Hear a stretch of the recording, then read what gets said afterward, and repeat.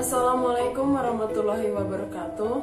Perkenalkan, nama saya Dwi Istanti, mahasiswa Universitas Negeri Manado, Fakultas Bahasa dan Seni, jurusan Pendidikan Bahasa Jepang, dengan NIM 1640406. Kali ini saya akan menjelaskan skripsi saya tentang psikologi analisis tokoh dalam drama.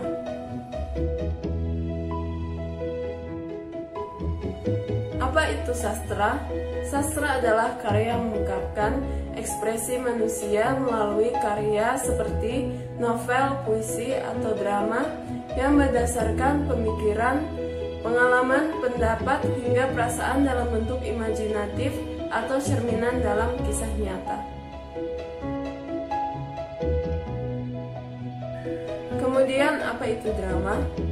Secara umum, drama adalah salah satu karya sastra yang ditulis dalam bentuk dialog yang berisi satu karangan cerita yang menggambarkan realita kehidupan, watak, serta tingkah laku manusia yang kemudian dimainkan oleh aktor-aktor terpilih untuk memainkan drama tersebut.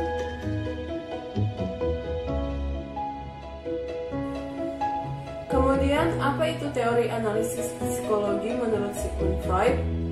Pada buku Our Soul tahun terbitan 2017 halaman 15 menjelaskan bahwa menurut Freud, kehidupan jiwa memiliki 3 tingkat kesadaran, yaitu sadar, conscious, prasadar, preconscious, dan tak sadar, unconscious. Sampai tahun 1920-an, teori tentang konflik kejiwaan ini hanya melibatkan 3 unsur kesadaran tersebut.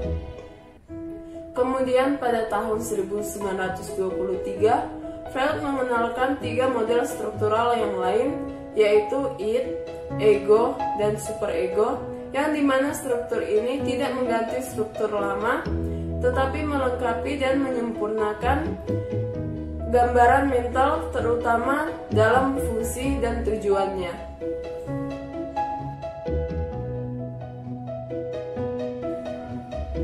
Apa itu id?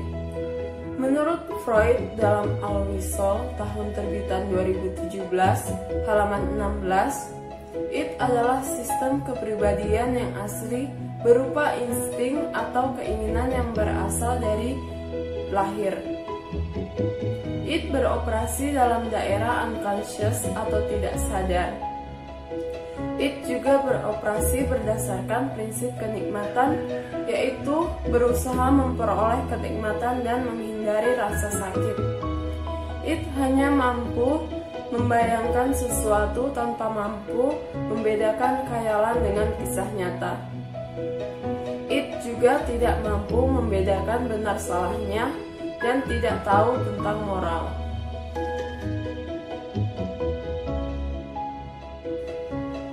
Kemudian, apa itu ego? Menurut Freud dalam Our Soul tahun terbitan 2017 dari halaman 17 sampai 18 menjelaskan bahwa ego berkembang dari id agar orang mampu menangani realita, sehingga ego beroperasi mengikuti prinsip realita. Ego seperti pelaksana memperoleh kepuasan yang dituntut oleh id untuk memuaskan kebutuhan dan memiliki tugas utama, yaitu pertama, memilih stimulus mana yang hendak diproses dan insting mana yang akan dipuaskan sesuai dengan prioritas kebutuhan.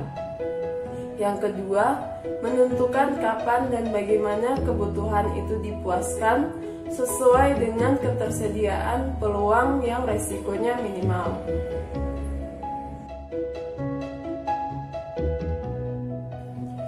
Yang kemudian, apa itu superego?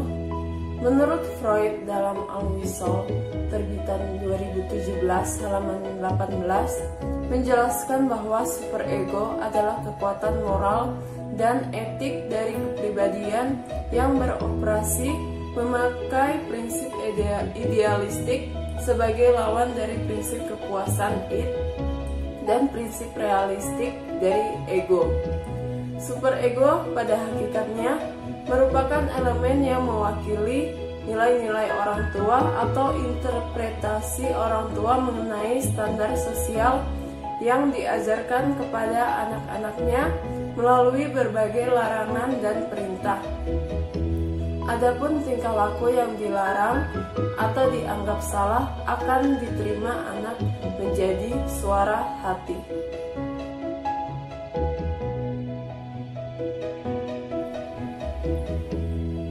Saya akan memberi contoh tentang id, ego, dan superego dalam kehidupan sehari-hari.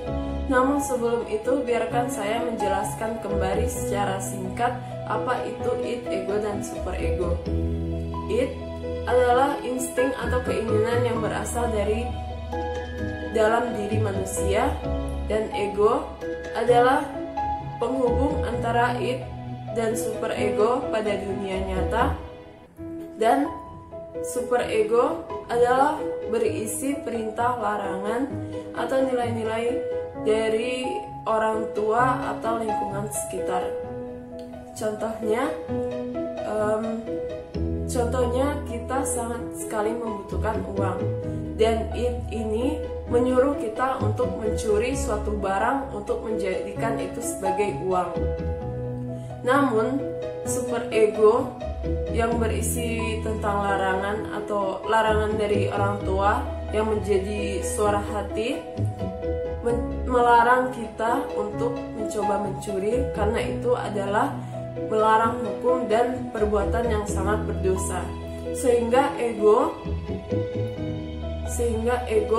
mengurungkan niatnya untuk melaksanakan perintah dari id.